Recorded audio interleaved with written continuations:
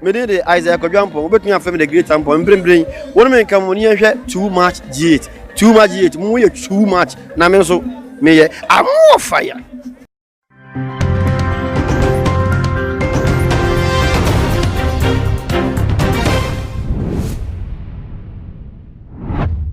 Too much Asha for a Brawani, a Buswa Wushe, a Ghana Wahala Jumedi, and I'm so for Muniaba, a Piasikapa, and I'm with him in the morning, Semedia Danada, a cra, a DB, a day, and some of the Danada, a Coswa, a my gun, and Muna, a be able to yapno, and so again to me, and now say, Yanfa, ever sumo, and I say, Yade, ever coming Muna, Ninamuno, would see now, wash now, just say, Woofa a year, a Muaba, now dear foot to ever. Wo shanso e de ama eya afoforo se de be ya wo mo so e betimi a kire wo madwen e de ayeden afa eya eho na abusuafom nyumaku a eso ya sen e ma ye de eya adwuma yi ebramo ana se ye nsem yi e beto apono so ebramo eye Mama Juliet Ventures e ba no eya enchansen eya kitchen appliances eya wo demo esiesie wo ho esiesie chese wo adwuma mu be bia Mama Juliet de wo to ensa e de efrena ene wo no so obe make sure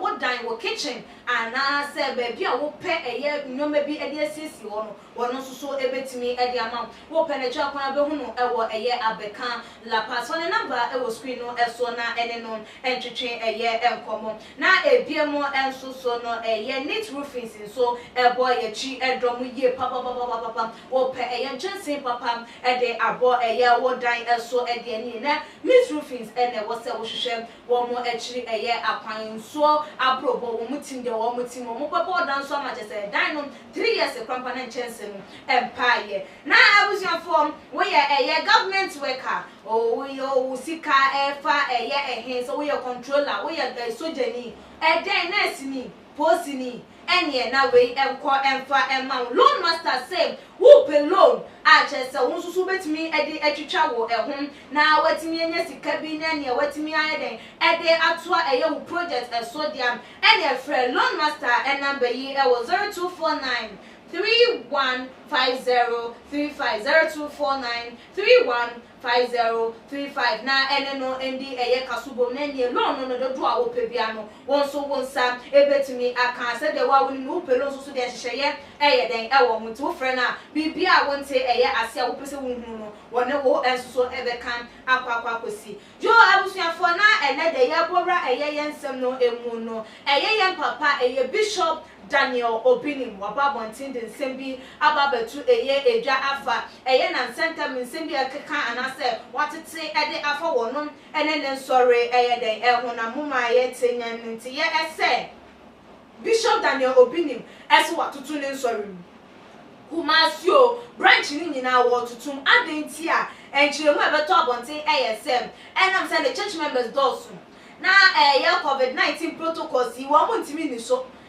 said the man penny then she ya go akonu nkro ban enya ade se wo mo ebetimi ade su na be kwakoba se wo mo kwakopu eye embra na ye be ka se ane sofo mpo e na wo mpese wo be di mra so no nkro ne ba enu nti wo se wo toto ne nsori ene dey ya papa Bishop Daniel Obinim a oda International Gospel Church ano e de nsem no emu atwemu ababetu edwa o chirema na chese the fake is news nsem na wo mo e kan nyina no enye no kre enya no kreda enya de se won no Bishop Daniel Obinim wo beto ne nsori wontumu nne entumu kina na de chiye ene de e ka ho afebo na nsori ne wo bie na apunu no wabie e de ato won ma just wo bia betimi abo abura mu bi obia betimi ahye mu bi na asori da na da ne eye Noah eye adaka na wo ye de wo ye no eye akno no na chese wono sa na asori da no eye de etie wo bia betimi ayede abamu bi wono de wonsem woji eye wo bia na no na wone eye ne nsori ma kasa no wodi etu edwa SM enkrofo bebre aye wo madwe so person mo brenase wo person mo gu ne ho fi wo mo message say wo mo enye bibia na chese eye Bishop Daniel Obinim ene na asori chese enko fom kura mpo afi de yenti wo mu edi ye beka say eh so for way wo sori ye na nkrofo kwa ne sori so for way wo si suo na je waji ni di enso na hwe na wie ye osesa ene nkrofo eye den epe na so Yesu ba ye Jesus Christ atiase no no ne kra atiase ipa de enya de se wo mo hyehyede wo manim gwase wo mo epe no ebebam ene abamu ochina ede ama wo mo na wo mo nkai ehunu se wo mo ka no wonsam a wo mo egu ni wo fie wo mo ka na enu mo nkrompo ena ema na ye den akosoro because ye boni dia ye boni di obeka se wada so wo ho na se wo no de chese nso abrobo tim de oti wo no de chese bibia shekinu bibia empusu no na eno krampo ye den ema ni di no ye den tere na ema krofo krampo kai se se so fo bi wo ho no ma ye fe no ye Bishop Daniel Obi ni ma wasanso eye angel na eno na gusuafo wo kire mu bia mu se wo no enya de so betimi agu na asori de biara eda enya de se wo betimi ato ne nsori na epo kropo na nka nkrofo ebo de efo no musenka wo mu ebekunu na kuna wo mu pese wo mu kunu no na enya ambem san hyehyede na wo mu pese wo mu hyehyɛ emfa entia no eno na enya amamo eno ti na mo de wo manim hantwo eye wo ma den se ene yenka se wo begu na so wo tutu ni nsori mu because of say want me edi COVID-19 hyehyede no eso said e be ya at least ya so ye betimi ehunu se ya say ni din wo kwan bi eso enti ma ne nsori ma no enje nsema wo mote no abonti no enye den entumu ma ne nsori ma na se wo ma wo mote sa ense no ma wo nji ndi se ampa because ntro wo no enya de se wo betu na sori mu ne atumu echen because Yesu Kristo wo no na hye ne den wo no ma no konya no ma ne timisi ne nsori dan enti enya de se de nipa da se ni beka de wo bi ebesusuo de wo bi ebedwene de wo bi ebeyeden ebeka no wache no eno ebetimi abubu na pre se wontimi enye den ensori. There is rumors going on in Ghana here about me. Please don't pay attention to them.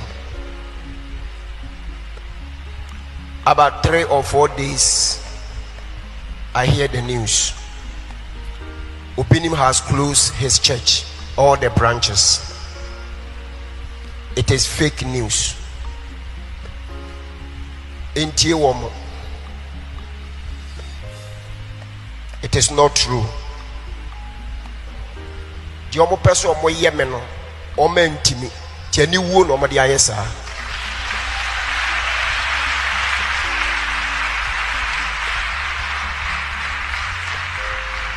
Since so many years they have planned to destroy my career. They have planned to destroy my church. They have planned to kill me. They have planned to do so many things to me. But glory be to Almighty God and His Son Jesus Christ. God has cancelled all their plans. Amen. So don't pay attention to them. Don't pay attention on them. Adia poti omo peso omo yeme no. Omo ntimi. Eye ni wo no omo de yesa emfi wo mo. They want to destroy my church. They want to kill me. They want to destroy my ministry. Don't pay attention on them. Don't pay attention. Na ebusuafo ya papa de ensem we atu edwa ewie no na ya Ghana fo binum ese eno ano no am se Ghana hanom de sam obi ehwe na wo koso wo hwe na wo tumpo na ya na gufu a osi yenye bibi enfa ngu ne hu fi yenye bibi enfa nsane because they say no na akwa ya the norms in the country a chese wo bia ya no wo gu ni yonko ho fi wo bia ya no wo ye bibi e da ye den asai eye ni yonko enti se ye sa e na e kan anase sa e na ye papa yi e chire mu dia enye won because Ghana ha de e ya de a wo mo etai eye den etiem na ni nyina mu nsusu no eye wo mo eyonko asofo a e na eye na osofo a wo nsusu wa ye wa dwen se wo be yi wo yonko sofo ase akonya e de afi wonu na ne wo se nyame nipa na wo mu se nyame afa wonu wo ye sure se ofre no enya flash bi e na wo peke ye na chese wani su every wanu ti na wo so pese wo bi de so ento eye ba ha moma ye nhwe na ye nya eye sa enyoma nte da ne da ye wo enkrofo ase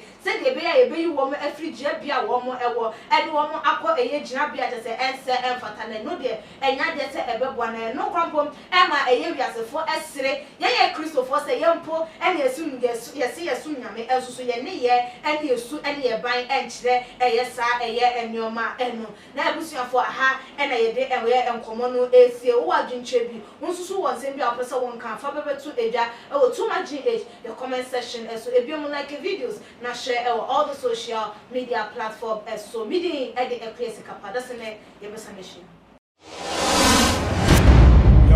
yo too much GH nie Ghana for ahwefo etiefo onipa bi a won subscribe e wo too much GH no subscribe wo na ehintasem ensema ebuafa on my Ghana so ena ye de bremu one God nie the only one God in GH eho ana de bia mehwe abrechefo ene Ghana for mo wiasa fa na me recommend emamo too much GH too much GH. We did that say Japan. A break and Besame TV. Me share too much GH. The move for. Hey, almost sports and as entertainment. Hey, the move for. Munko so show mo. No anybody de bia. Madam, I say love you. The major prophet kun chacha.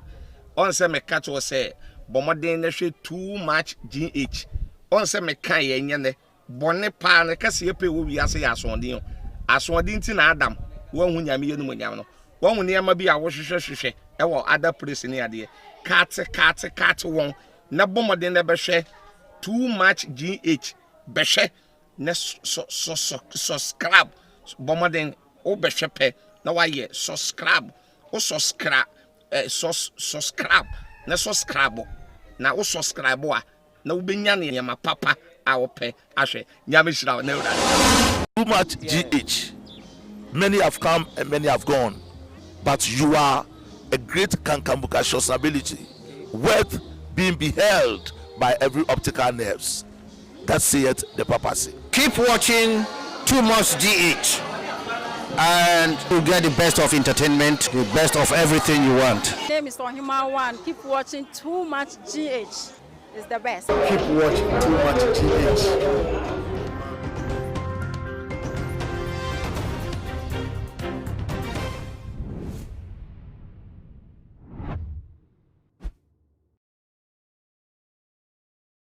Too much GH. We shout out to your fans and everybody who is watching Too Much GH. Me dey the Isaiah Kodwampo, we betun afem the great tampo mbrenbren. Wonu me kan woni hwe Too Much GH. Too much GH. Mu ye too much na me so me ye amo fire.